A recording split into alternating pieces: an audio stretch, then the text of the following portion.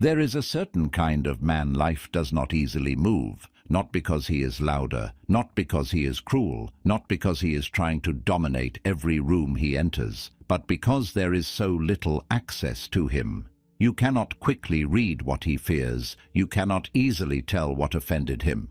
You do not know what he is building, what he is hiding, what he is feeling, or what he will do next. So you are forced to meet him carefully.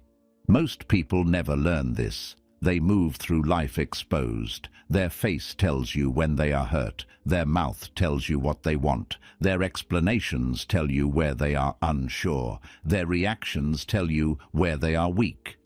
Then they wonder why they keep being misread, manipulated, provoked, or quietly placed beneath people who simply conceal themselves better. But a calculated man understands something early. Life is not only about being good, it is about being governed. Every unnecessary word, every visible emotion, every impulsive reaction gives other people a little more access than they earned. And once access is given, control becomes harder to keep. Discipline is not just a private virtue, it is protection. It keeps your center from becoming public property. The first mistake most people make is living like an open book. They reveal too much too early. Their disappointments, ambitions, wounds, insecurities, and frustrations all become available in casual conversation. They think this makes them real. They think this makes them trustworthy, but often it only makes them readable. And being readable is dangerous because people do not only understand what you reveal, they position themselves around it. The moment your inner life becomes easy to interpret, other people begin adjusting their behavior with that knowledge in mind. Some do it subtly, some do it selfishly, some do not even realize they are doing it. But they notice where you need approval. They sense where you are emotionally exposed. They learn what praise softens you, what silence unsettles you, what rejection destabilizes you. And once they know that, part of your life is being negotiated through information you handed away for free. That is why a serious man does not make his mind easy to scan. He does not let every passing feeling become visible language. He does not turn every inner movement into outer display. He can be warm without being exposed, honest without being transparent in every direction. He can care deeply without making that depth available to everyone nearby. Privacy is not coldness, it is structure. It is the difference between having an interior life and leaking it. Think of how often people lose power simply because they speak from the immediate moment. A conversation becomes uncomfortable and suddenly they over-explain. Someone goes quiet and they rush to reveal concern. They feel overlooked and now their face, tone and words all begin confessing the wound. The entire self opens under pressure. And that is the problem. A man who opens under pressure does not remain sovereign for long. He becomes readable at the moment he most needs composure. This is where the mouth becomes either a shield or a betrayal. Most damage is not done by enemies. It is done by undisciplined speech. A loose mouth ruins leverage faster than weakness does, because weakness can still be hidden, but careless words expose the structure of your thinking in real time. They show what you resent, what you envy, what you are planning, what you cannot let go of, what you desperately want others to believe about you. Speech reveals more than content. It reveals condition. And most people are constantly revealing condition. They talk to fill silence. They talk to reduce tension. They talk to prove intelligence. They talk to gain sympathy. They talk because they are uncomfortable not being understood. But every unnecessary sentence increases the chance that they will say more than the moment required. And once said, words cannot be called back into privacy. They live in the minds of other people, where they can be remembered, repeated, interpreted, and used in ways you never intended. A calculated man knows this, so he treats speech with restraint. He does not speak merely because something is true in the moment. He asks whether it is useful, necessary, whether it strengthens his position, whether it protects what should still remain private. He is not silent because he is afraid. He is silent because not every thought deserves release, and not every emotion deserves a voice the moment it appears. This matters most when emotion is involved. When offended, people reveal insecurity. When jealous, they reveal comparison. When angry, they reveal what controls them. When desperate, they reveal how badly they need a result. The mouth often exposes the hidden dependency beneath the personality, and once that dependency becomes visible, others no longer need to guess where your weak point is. So the discipline begins here. Stop making yourself easy to read. Stop giving your inner life to people who have done nothing to carry it well. Stop speaking as if every feeling must immediately become language. Let people work harder to understand you. Let silence hold what immaturity would have rushed to reveal. Let your presence say less, so your mind can remain your own. Because once a man learns not to live exposed and not to let his mouth betray his position, something changes. He becomes harder to provoke, harder to classify, harder to manipulate. And that matters, because the next level of discipline is not just controlling what you say, it is controlling the deeper need that makes people explain themselves in the first place. Most people do not explain themselves because clarity is needed. They explain themselves because they cannot bear being misunderstood. That is more dangerous than it first appears. The need to explain is rarely about truth. It is usually about emotional discomfort, about wanting to fix the image in someone else's mind before it settles in the wrong shape, about wanting to be seen as fair, good, intelligent, loyal, innocent, justified. And that is exactly why excessive explanation costs so much. It does not only reveal information, it reveals dependence. It shows that your peace is still tied to how quickly other people interpret you correctly. A calculated man learns to break that dependence. He understands that the moment you begin over-explaining yourself, the center of gravity has already shifted. You are no longer standing inside your own judgment. You are entering someone else's mind and trying to repair your reflection there. You are no longer simply speaking, you are negotiating for permission to remain comfortable with yourself. And when a man needs permission from the outside to feel settled on the inside, he can be led almost anywhere. This is why over-explanation has such a strange effect on other people. You think it will make them trust you more. Often it makes them trust you less, not because your words are false, but because the energy underneath them feels unstable. The more you rush to clarify every intention, motive, and nuance, the more people sense that you are not fully anchored in your own position. Strong conviction rarely needs long defense in ordinary moments. It may state itself. It may clarify once, but it does not keep reaching outward in search of relief. Think about how often this happens. Someone asks a simple question, and a person answers with 3 extra layers that were never requested. A small accusation appears, and suddenly there is a flood of justification. A boundary is set, but instead of standing on it, the person keeps softening it, decorating it, explaining why it is not personal, why they still care, why they hope it makes sense. By the end, the boundary is still there in words, but its force is gone. Too much explanation diluted the act itself. That is the hidden cost. Explanation does not always clarify. Sometimes it leaks conviction. It shows where you are still afraid to let a decision stand on its own. It tells people that if they apply enough pressure, confusion, or emotional resistance, you may continue talking until your original position weakens.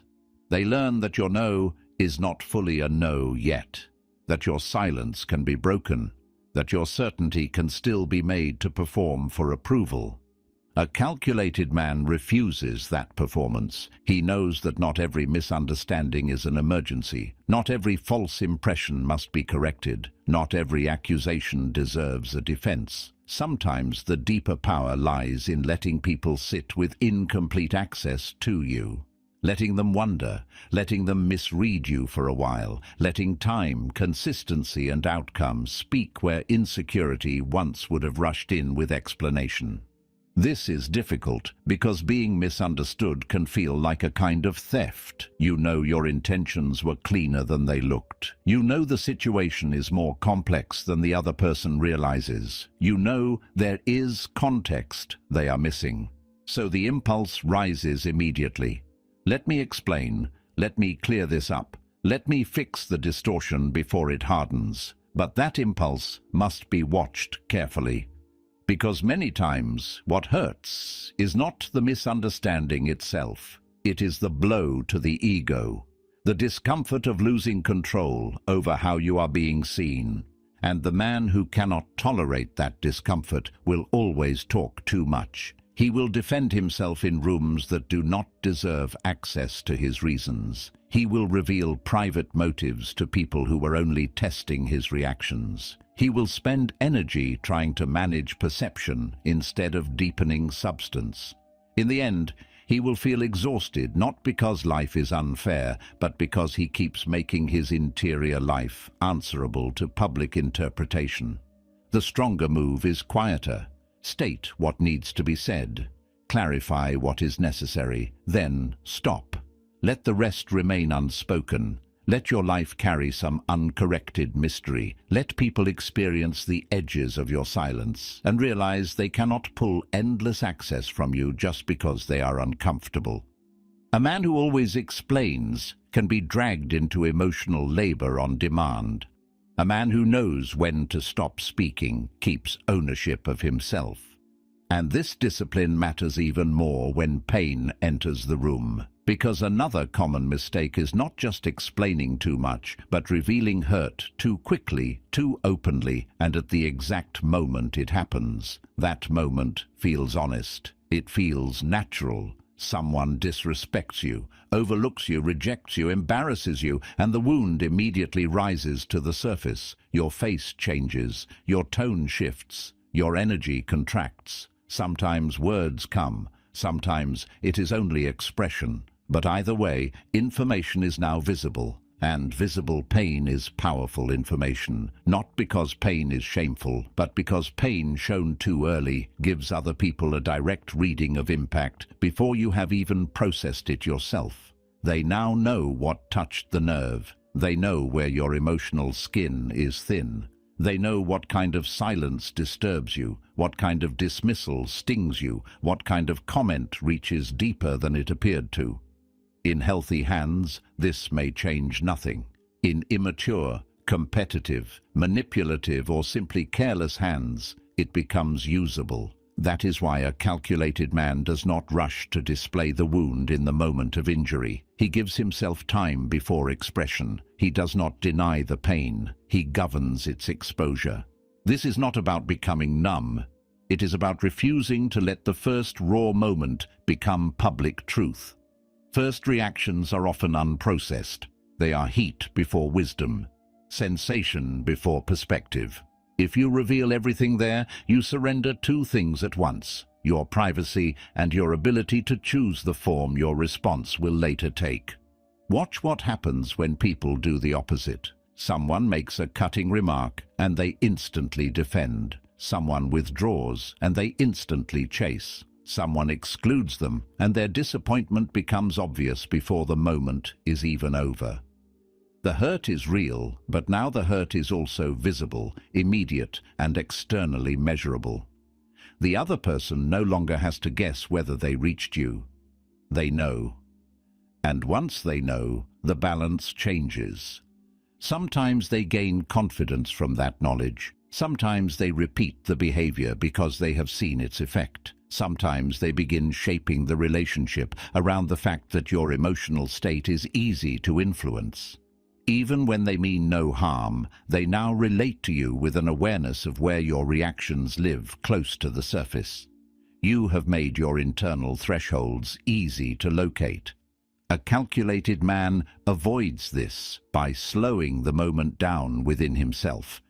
He feels the impact, but he does not rush to display it. He notices the sting, but he does not build his response from the sting itself. He lets the first wave pass, in private if possible. He gives thought time to separate from sensation. He protects the dignity of the wound by not turning it into immediate theatre. This is one of the hardest disciplines because it goes directly against the modern urge for instant expression. People are taught that immediacy is authenticity, that whatever is felt should be shown, that holding back is repression. But that is childish thinking dressed as freedom. A man is not powerful because nothing touches him. He is powerful because what touches him does not instantly take control of his behavior.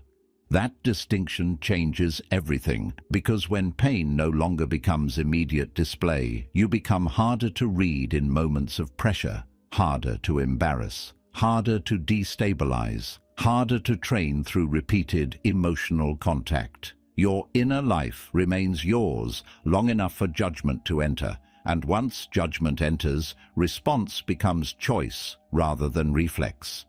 That is where real strategy begins, not in manipulation, not in pretending to be empty, but in refusing to let impulse expose your weak points before your mind has had time to govern them. And once a man can restrain explanation and govern hurt, he reaches a more serious level of discipline, because now the work moves deeper than words. It moves into emotion itself, into the hidden places where other people gain influence by learning how to trigger your fear, your anger, and your need. Most men think they lose control in the visible moment. They think the mistake begins when the voice rises, when the face changes, when the argument starts, when the message is sent too fast, when the decision is made in heat. But that is not where it begins. It begins earlier, in the unnoticed fact that someone else has learned how to enter your nervous system. They have learned what unsettles you, what threatens your image, what touches your fear, what awakens your desperation, what makes you feel small, ignored, disrespected, or unstable. And once another person can regularly reach those places inside you, your decisions are no longer fully your own.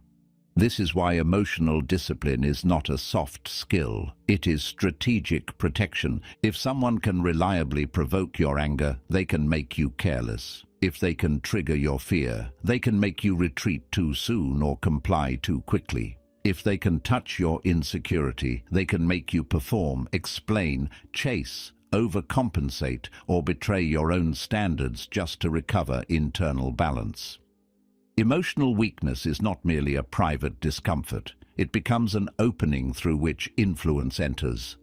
Most people do not like to think about themselves this way. They prefer to imagine that their reactions are justified because the other person was wrong, and often the other person is wrong. The insult was real, the disrespect was real, the provocation was intentional, but that is not the deepest question. The deepest question is whether another person's behavior can pull you away from your own command, because once it can, they have already taken more from you than the incident itself. A calculated man understands this. He does not build his life around never feeling. He builds it around never being ruled by what he feels in the first wave. He knows emotion carries information, but he also knows emotion is not automatically instruction.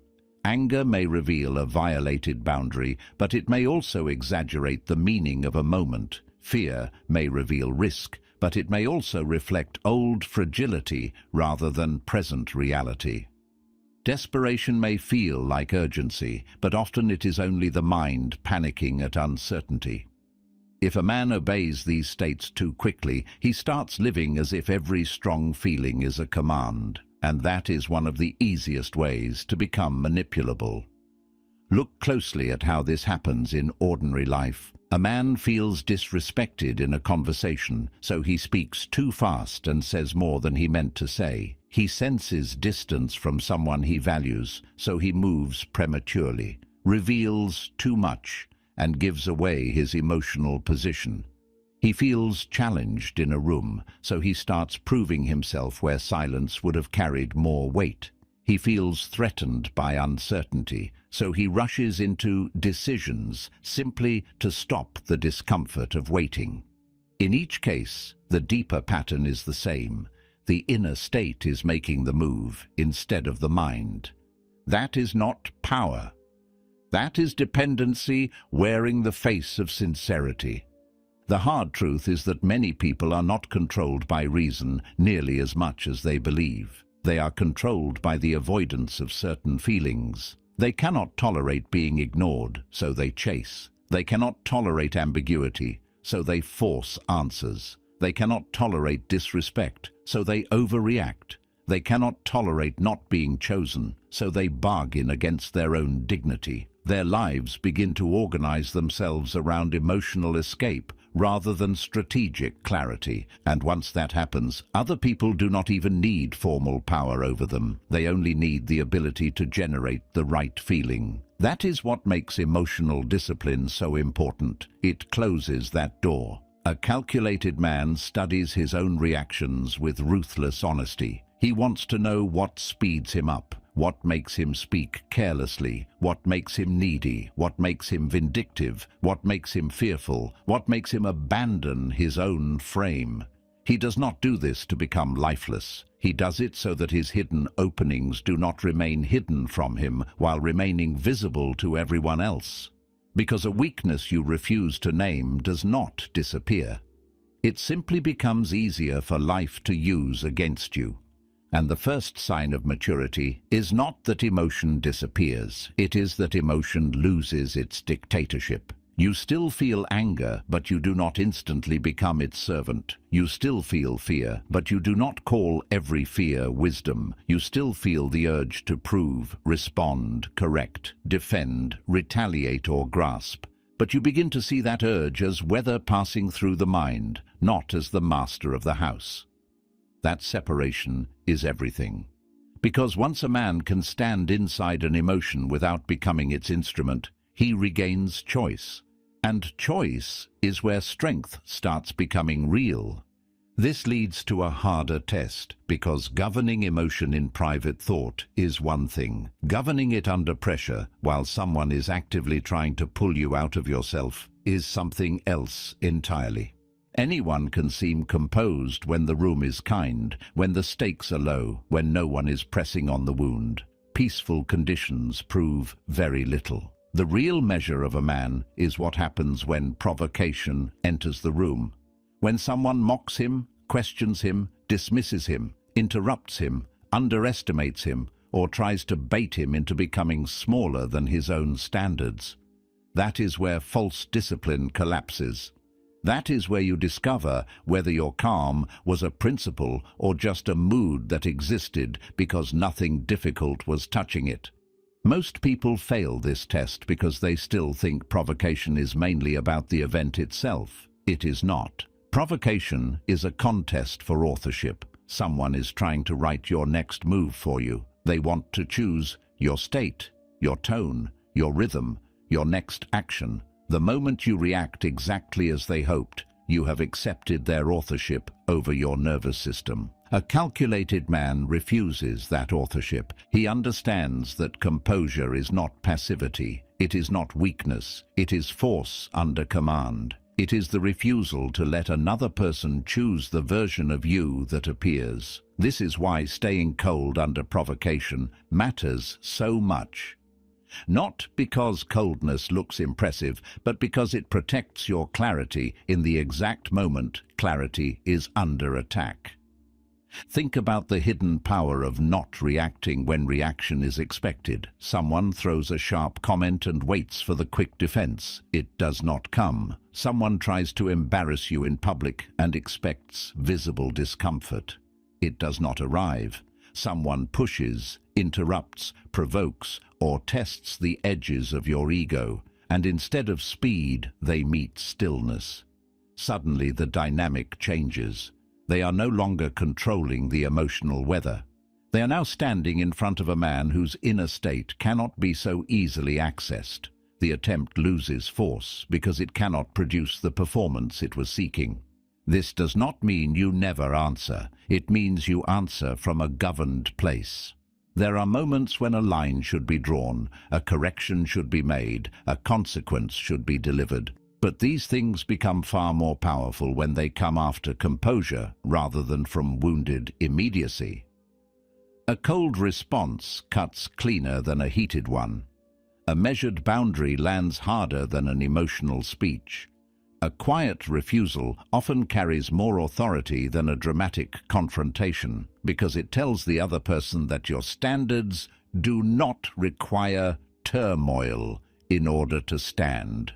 That is what most people miss. They think intensity creates power. Often, intensity only reveals how much of you has already been touched. A man who is easily provoked becomes predictable. Predictable men can be managed. They can be led into arguments, led into oversharing, led into rash decisions, led into self-sabotage. Once someone knows how to disturb your center, they do not need to defeat you directly.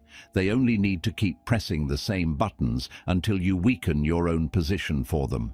So the deeper discipline is this: do not let your emotions become handles. Do not let anger become a rope someone can pull. Do not let fear become a door someone can knock on whenever they want movement from you.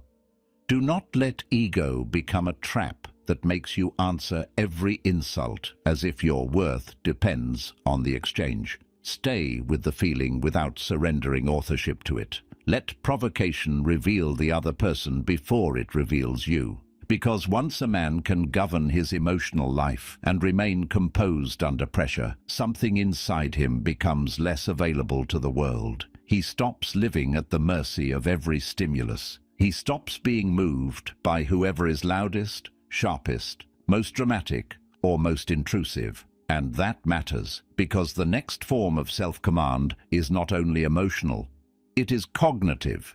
It is about attention itself, about whether your mind belongs to you or to whatever is most skilled at stealing it. Most people think attention is a passive thing. They speak as if it simply goes where the world pulls it, as if distraction is normal, as if constant interruption is just part of modern life, as if the scattered mind is unfortunate but harmless. But that is a childish view of what attention really is. Attention is not neutral. It is not casual. It is one of the most strategic assets a man has, because whatever consistently holds his attention begins to shape his thought, his emotions, his standards, his decisions, and eventually his life. That is why a calculated man does not treat attention casually.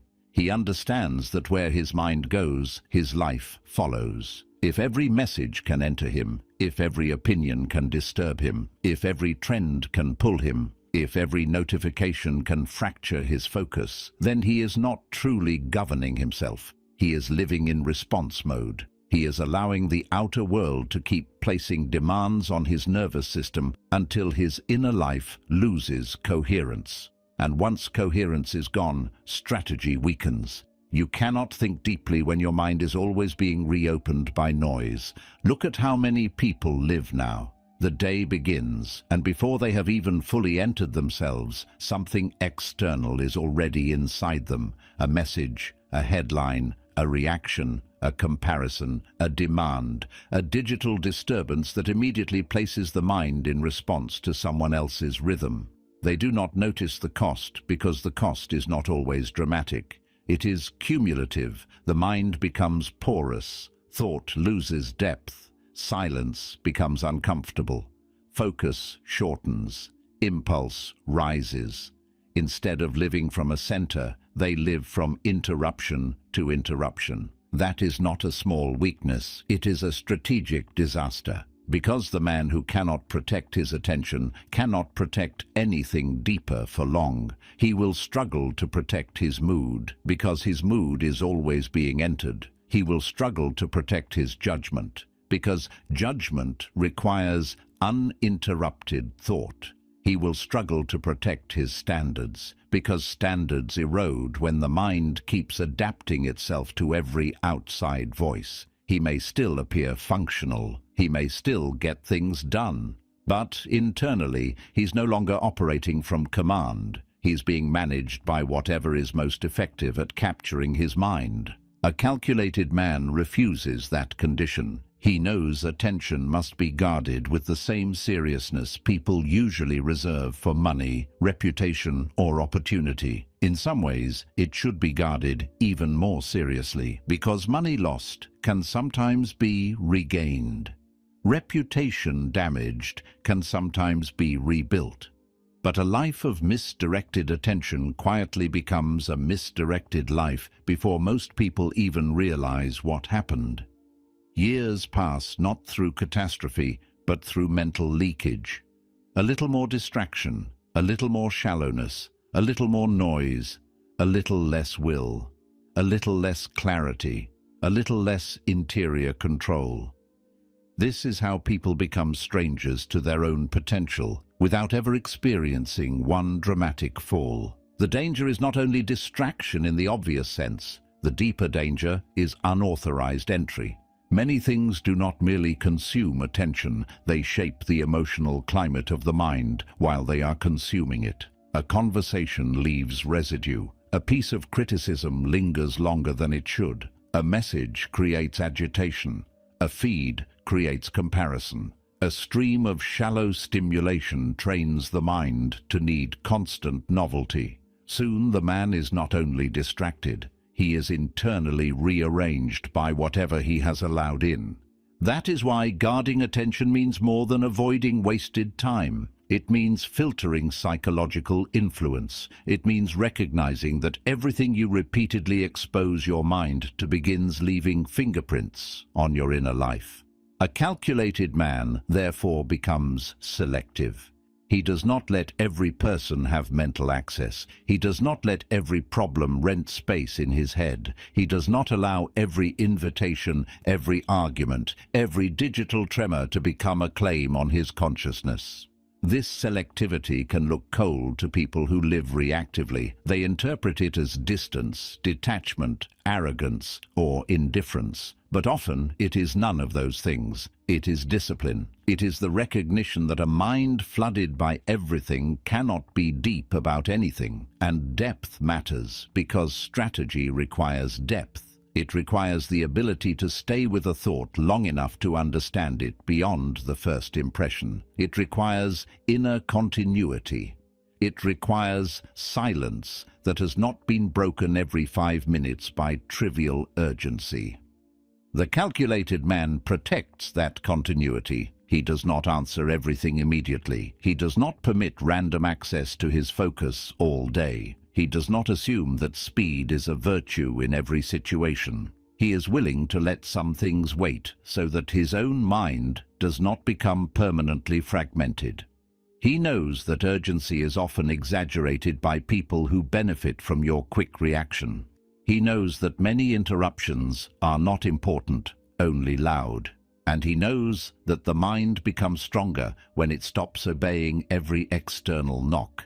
This is where attention starts becoming power. Because once a man can decide what enters his mind and what does not, he becomes harder to steer. He is less emotionally available to manipulation, less cognitively vulnerable to distraction, less likely to abandon long-term thinking for short-term stimulation. He can stay with what matters while others keep dissolving into noise. He can build without constant leakage. He can think in moves instead of moods. And this leads to a deeper kind of strength, one that many people misunderstand completely. Most people still build their identity around power that can be taken from them. Position, image, applause, access, influence that depends on being seen a certain way by the outside world. And because that power is external, it is unstable by definition. It can disappear with one change in circumstance, one loss, one failure, one shift in public attention, one betrayal, one season of irrelevance. A man who depends on that kind of power may feel strong while conditions are favorable, but his center is still rented from the world. A calculated man builds differently. He wants the kind of power that remains when applause is gone, when status drops, when doors close, when other people withdraw recognition, when life becomes quieter and less flattering. He wants command over what cannot easily be confiscated. Command over speech, command over impulse, command over appetite, command over attention, command over timing, command over the ability to remain intact when external reinforcement disappears. This is the kind of strength Stoicism keeps returning to, because anything outside your character can be touched by accident, politics, envy, time, or fortune. But the discipline you build inside your own structure becomes harder for life to steal. The world can inconvenience you, wound you, delay you, isolate you, even strip certain advantages from you. But if your mind is trained, if your reactions are governed, if your standards are internal, then life has not taken your core. It has only touched the perimeter. That distinction is everything. Many men spend years trying to look powerful instead of becoming difficult to move. They cultivate image before substance. They want visible symbols of strength, visible signs of status, visible proof that the world sees them as significant. But the man who truly becomes dangerous in the best sense is often the one who no longer needs those signs in order to remain governed. His strength has moved inward. He can lose a room without losing his frame. He can lose approval without losing direction. He can lose a temporary advantage without collapsing into self-doubt. Because what supports him is not mainly external confirmation, it is inner command. And inner command creates a different kind of presence. You feel it in a person who does not need to advertise control, because control is already there. Their speech is measured, their pace is clean, their emotions do not spill everywhere. Their attention is not constantly being kidnapped. Their choices are not made in panic. Even their silence has shape. They seem harder to rush, harder to bait, harder to read, harder to bend. Not because they are pretending to be powerful, but because so much of what usually destabilizes people has lost access to the center. This is what most people miss when they chase strength through appearance. Real power is not primarily what others can see. It is what others cannot easily take. That is why a calculated man does not ask only, "What can I gain?" He also asks, "What in me remains if gain disappears? If praise vanishes, does my discipline remain? If recognition fades, does my direction remain? If comfort collapses, does my structure remain? If the world stops mirroring value back to me, do I still know how to stand?" These are hard questions, but they reveal where power is real and where it is borrowed. And once a man begins building what cannot be taken, he also becomes more patient, more strategic, and less eager to prove himself prematurely. Because he is no longer trying to win every small moment. He is trying to become the kind of man whose position does not depend on constant display. That is where the next shift begins, because once attention is guarded and inner power is built, action itself must become cleaner. A man can no longer afford to move from impulse, heat, or ego. He must learn to see the board before he moves, and to stop revealing his full hand before the timing is right. Most men do not fail because they are weak in the obvious sense. They fail because they move too soon. They act from irritation, wounded pride, excitement, fear, from the sudden need to do something simply because uncertainty has become uncomfortable. And because they are moving under pressure rather than from clarity, they keep mistaking motion for intelligence. They think action itself proves strength. They think speed itself proves decisiveness. But a calculated man understands that movement without strategy is often just emotion wearing the mask of purpose. That is why he never moves without first seeing the board. He wants to know what kind of moment he is in before he acts inside it. He studies incentives, he studies timing, he studies what is visible, what is hidden, what is stable, what is changing, what the other person wants, what they fear, what they may do next, and what they are trying to make him do right now. He is not paranoid. He is simply unwilling to let the immediate feeling of the moment become the author of his behavior. Because once a man starts moving from heat, the board disappears. He no longer sees position. He only sees stimulus. This is how people walk themselves into unnecessary loss. They respond before understanding the frame. They speak before knowing the cost. They commit before seeing the pattern. They reveal intentions while still uncertain. They confront too early, trust too fast, threaten too loudly, or pursue too directly. In every case, the same mistake is hiding underneath. They are acting before perception has matured into strategy. A calculated man delays that mistake. He understands that one of the greatest forms of power is simply not being rushed into motion by inner pressure. He can sit with incomplete information a little longer. He can study what others miss because they are too eager to do something. He can let a situation reveal itself instead of forcing immediate closure. Most people burn advantage because they cannot tolerate suspense. They need instant certainty, instant relief, instant expression, instant movement. And because of that, they become easy to predict. All anyone has to do is create enough emotional friction, and they will move before they are ready.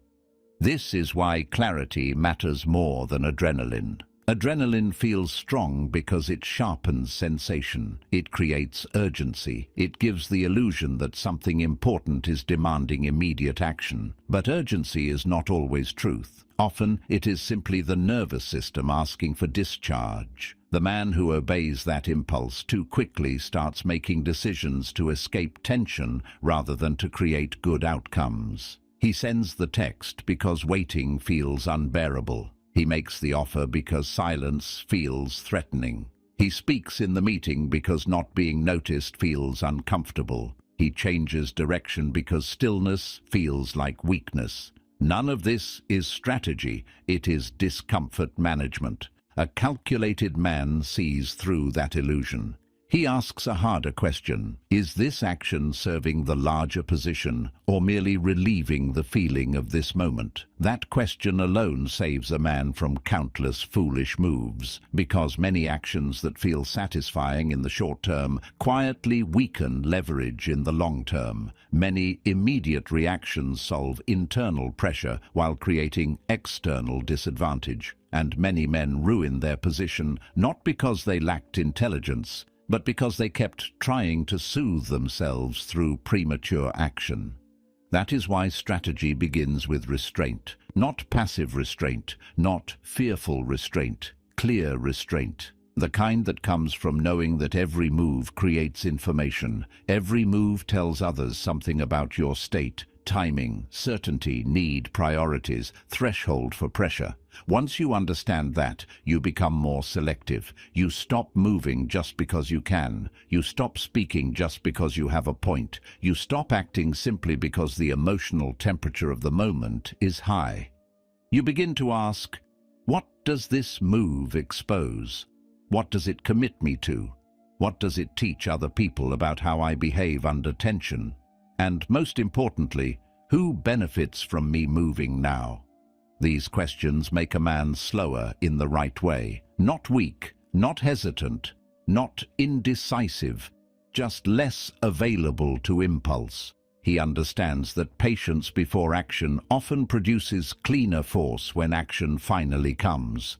The arrow held properly travels straighter than the arrow released in agitation. The same is true of decisions.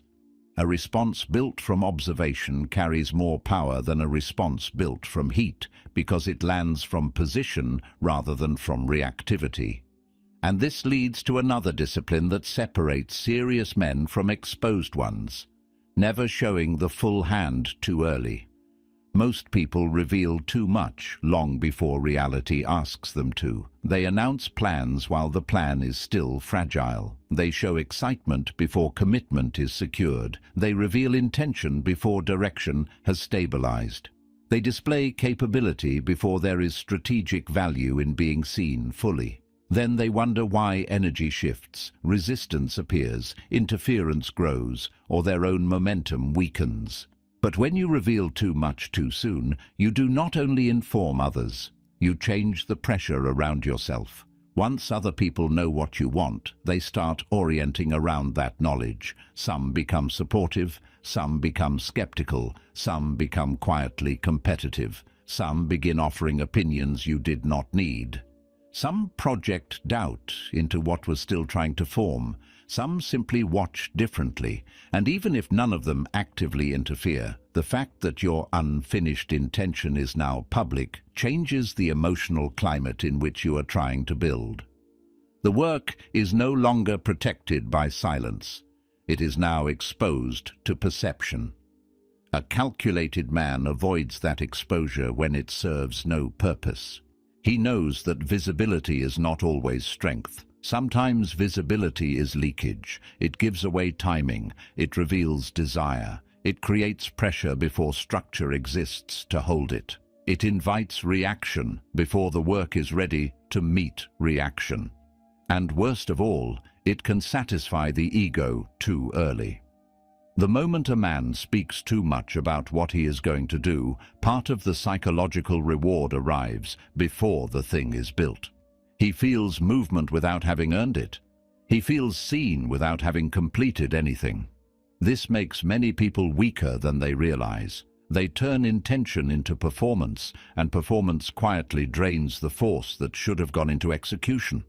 That is why a serious man often prefers quiet construction. He lets the work gather shape before he makes it visible. He does not need premature witness for every ambition. He does not need to broadcast every next move. He can hold desire privately long enough for discipline to do its work.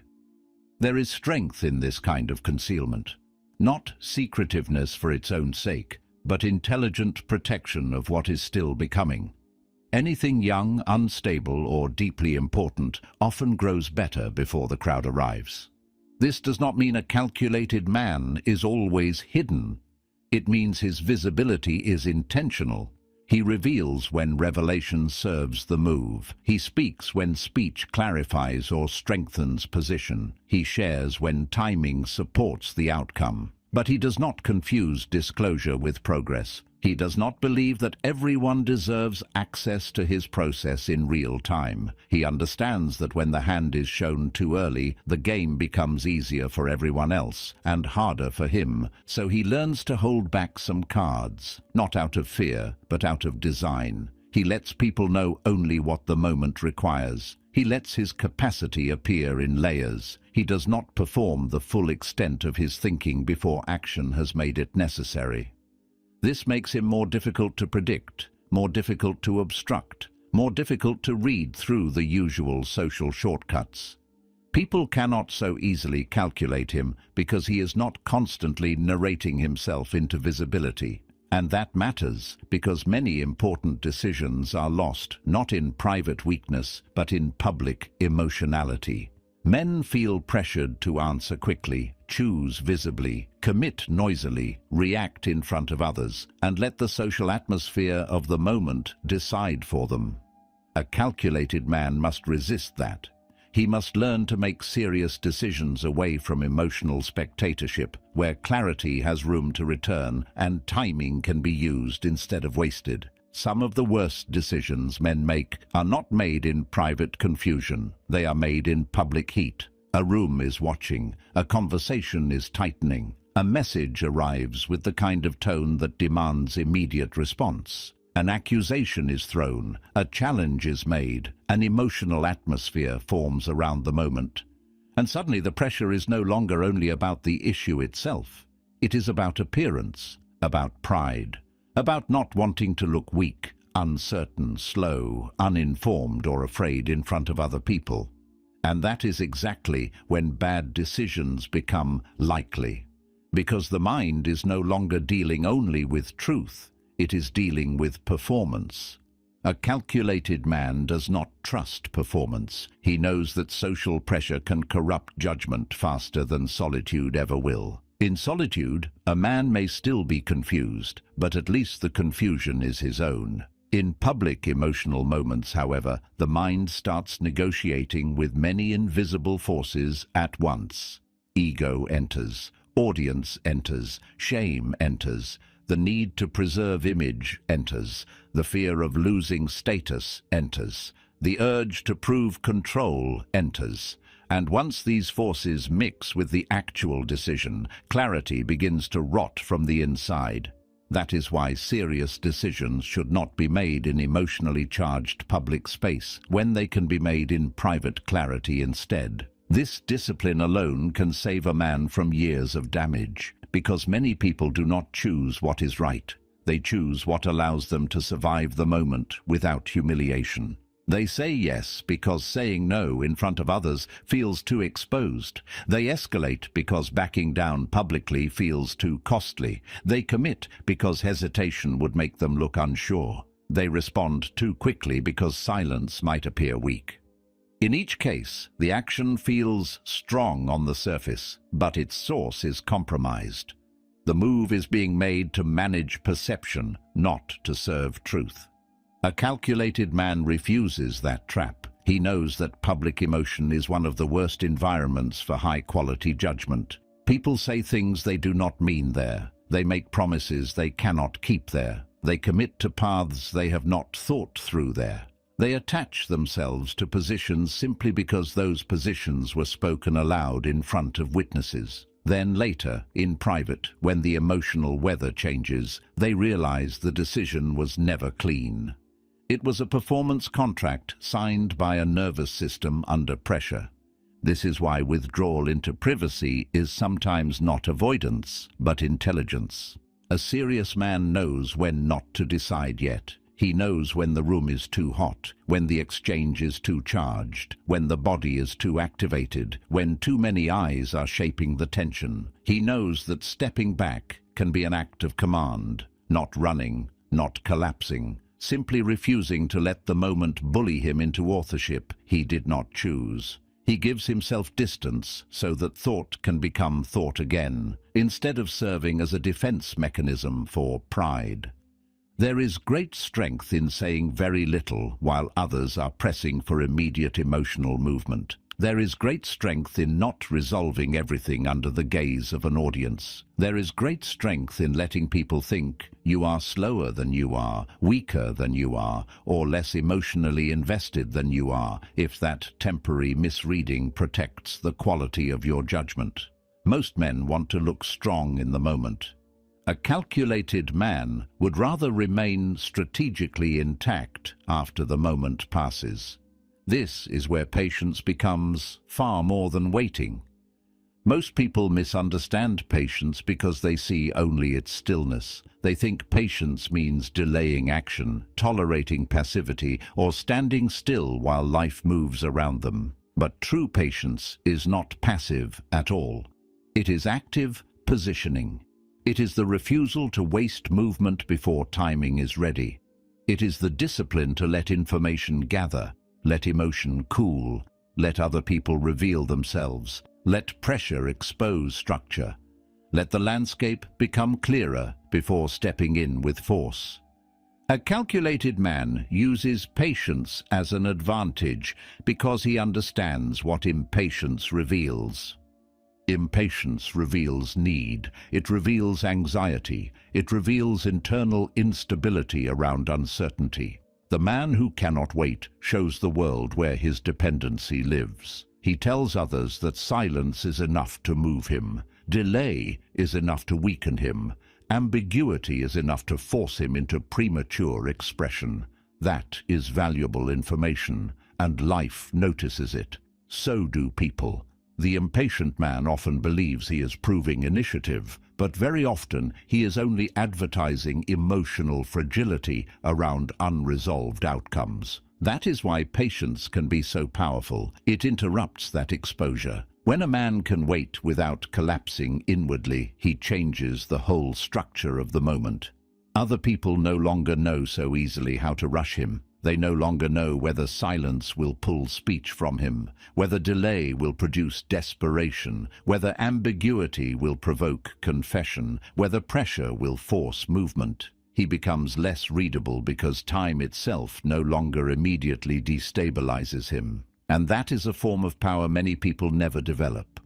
Look at how often impatience destroys good positioning. A man wants reassurance, so he asks too early and weakens his standing. He wants progress, so he forces a move before the conditions can support it. He wants certainty, so he speaks before he understands the full pattern. He wants the discomfort to end, so he acts mainly to discharge tension. In every case, the timing is being chosen by the need for relief, not by strategic fit. The action may still look rational afterward, but its source was pressure, not precision. A calculated man resists that source. He lets discomfort exist without immediately trying to solve it through movement. He lets a message remain unanswered for a while if clarity is not yet there. He lets a situation mature before he defines it. He lets other people speak longer than is comfortable, because often they reveal more after the first wave.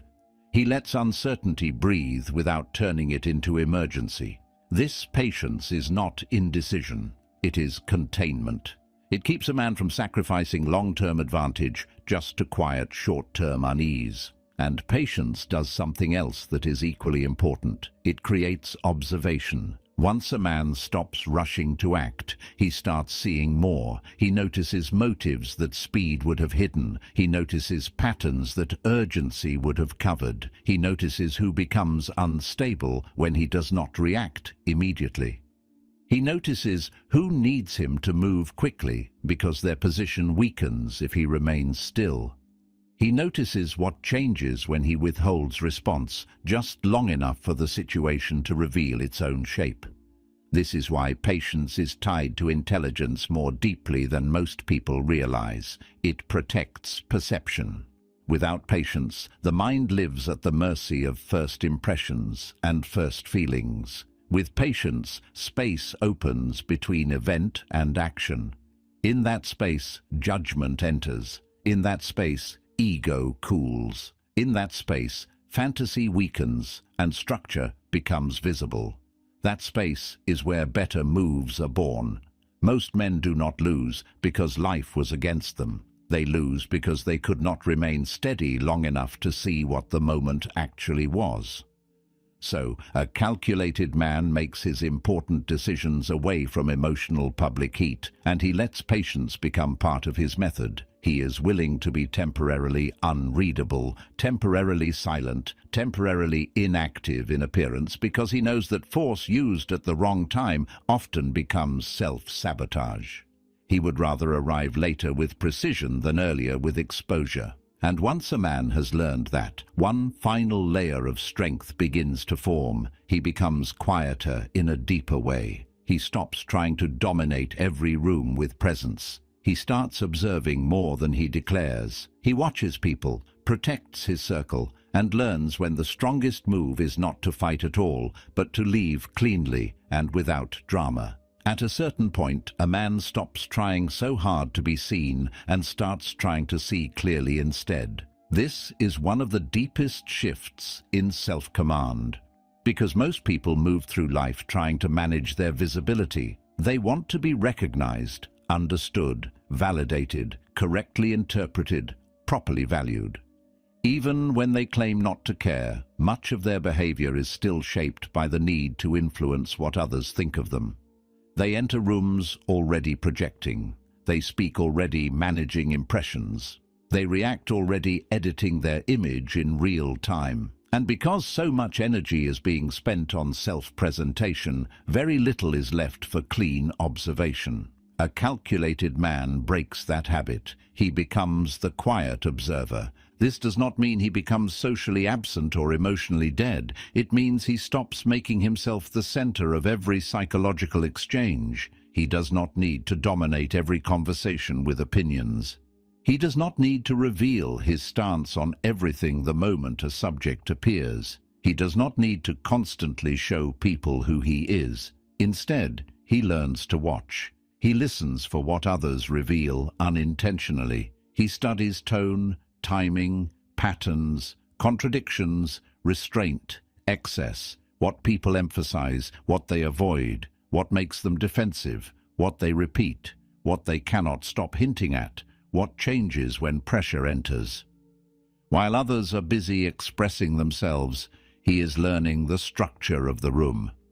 That alone changes a man's position in life, because the one who observes well is rarely as easy to deceive as the one who is always trying to be seen. The man who speaks less and notices more begins collecting a kind of intelligence that loud people often miss. He notices alliances before they become obvious. He notices insecurity beneath confidence. He notices resentment beneath politeness. He notices where people become theatrical, careful, evasive, where their words and energy stop matching. None of this requires paranoia. It only requires the discipline to stop flooding the moment with yourself. Most people cannot do that because they are still too preoccupied with performance. They enter a space already thinking, how am I being received? Do they respect me? Do I sound smart? Should I say something here? Should I prove something? Should I correct that? Should I show that I understand? Their awareness is trapped inside self-consciousness. They are not really observing, they are monitoring themselves through the imagined eyes of others. And because of that, reality keeps happening around them faster than they can read it. A calculated man steps outside that trap. He knows that silence is not emptiness. Silence can be a position from which more becomes visible. It gives him time to register details that people reveal only when they think no one is really watching. It allows him to distinguish between surface personality and actual character. Many people can maintain an image for a few minutes. Far fewer can maintain coherence over time.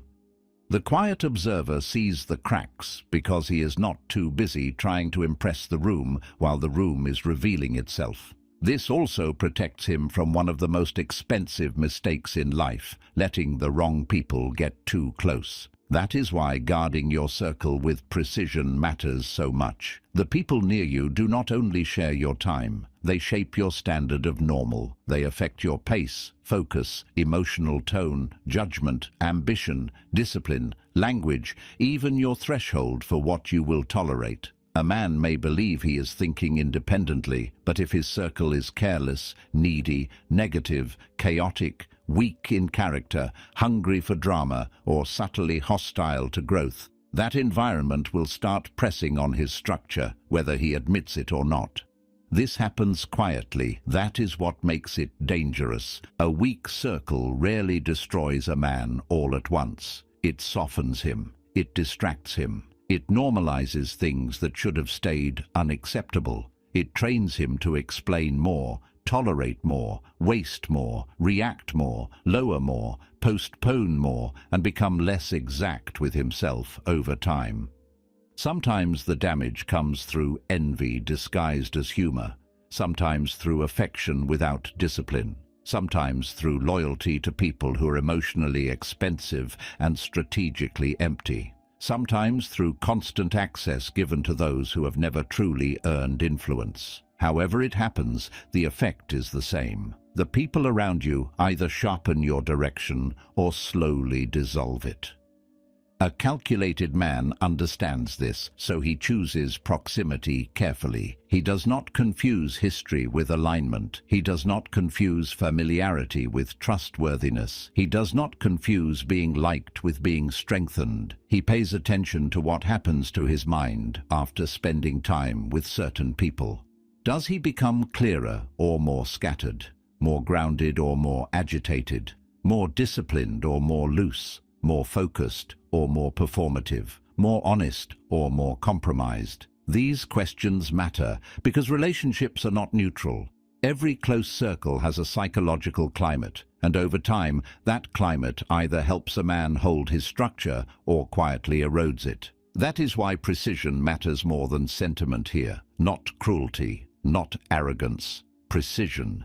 You do not need many people around you. You need the right kinds of people near your center. People who do not compete with your clarity. People who do not feed on your weakness. People who do not require you to become smaller, louder, more impulsive, more distracted, or more false in order to keep the relationship stable. People who respect silence, boundaries, depth, effort, and inner order. The wrong circle will make self-command feel unnatural. The right circle will make it easier to remain yourself without defense. And yet, even with observation, a guarded circle, strategic patience, and emotional discipline, one final test remains. It is the test of departure. Most people do not know how to leave. They know how to argue, explain, endure, complain, defend, chase closure, drag things out, rehearse disappointment, and stay in situations long after clarity has already arrived. But they do not know how to withdraw cleanly. They do not know how to let something end without trying to win the final scene. This is one of the clearest signs that the ego is still in charge. Because when a man cannot leave without noise, it often means he still needs the exit to prove something. He wants acknowledgement, confession, justice, visible regret, dramatic understanding, or one final emotional payment before he goes. A calculated man does not always require that payment. He knows that not every conflict deserves full engagement. Not every disrespect deserves a speech. Not every betrayal deserves a courtroom. Not every disappointing situation deserves prolonged emotional theater. Sometimes the strongest move is not to fight harder, explain better, or stay longer. Sometimes the strongest move is a clean exit. Quiet, clear, undramatic, final. This kind of withdrawal is difficult because it offends the ego in a different way. It asks a man to leave without harvesting all the emotional rewards his pride wanted. It asks him to accept that some people will never fully understand what they lost access to. Some situations will never produce satisfying closure. Some endings will remain asymmetrical. Some exits will be misread. Some departures will look weaker from the outside than they actually are. But a calculated man is willing to bear that misreading if it protects his peace, direction, and structure. He understands that staying in the wrong fight can cost more than losing it. Many men remain entangled because they are still trying to restore their image through the very environment that damaged it. They want to be seen correctly by the person who keeps misreading them. They want fairness from the person who profits from distortion. They want emotional maturity from someone who has already shown they do not live there. So they stay, they keep talking, they keep defending, they keep giving time, words, explanations, energy. And the longer they stay, the more of themselves they spill into a place that was never going to hold them with care. A calculated man recognizes that point earlier. He knows when the exchange is no longer about resolution. He knows when access is being abused. He knows when the pattern has already revealed enough. And when that knowing becomes clear, he leaves without turning the exit into spectacle.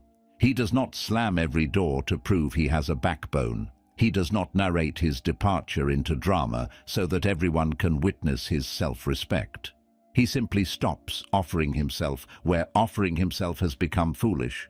There is enormous power in this, because the man who can leave without chaos cannot be held by many of the traps that keep others stuck. Guilt weakens less. Provocation weakens less. Intermittent approval weakens less. Public pressure weakens less. He no longer believes every loose end must be emotionally tied in front of him before he can move on. He no longer confuses unfinished feeling with unfinished truth. He can walk away while something still aches, while something still feels unresolved, while something still could have been argued further, because he has learned that peace is sometimes preserved not by winning the exchange, but by refusing to live inside it any longer. And that is where this whole way of moving through life finally comes together. A calculated man is not simply silent. He is governed. He does not live like an open book because he understands that privacy protects structure. He controls his mouth because words can leak condition. He does not rush to explain because he is no longer dependent on immediate understanding. He governs hurt because pain shown too quickly becomes information. He disciplines emotion because no one should have easy access to his inner levers. He stays cold under provocation because he refuses to hand authorship of his behavior to someone else. He protects attention because a stolen mind cannot build a serious life. He builds inner power because what can be taken is never the deepest source of strength. He moves with strategy because motion without position is self-sabotage. He keeps some cards hidden because not everything should be exposed before its time. He makes serious decisions in private clarity, not in public heat. He uses patience because timing is part of intelligence. He observes more than he declares. He guards his circle because proximity shapes destiny. And he leaves cleanly when staying would mean betraying his own structure. This is not about becoming cold for appearance. It is not about turning life into manipulation. It is about becoming difficult to move in all the wrong ways. It is about refusing to live exposed, reactive, readable, and easily handled. It is about carrying yourself with enough inner order that the world cannot keep reaching inside you every time it wants a response. Because the truth is, the strongest man is not the one who controls others best. It is the one who has become hardest for the world to pull out of himself.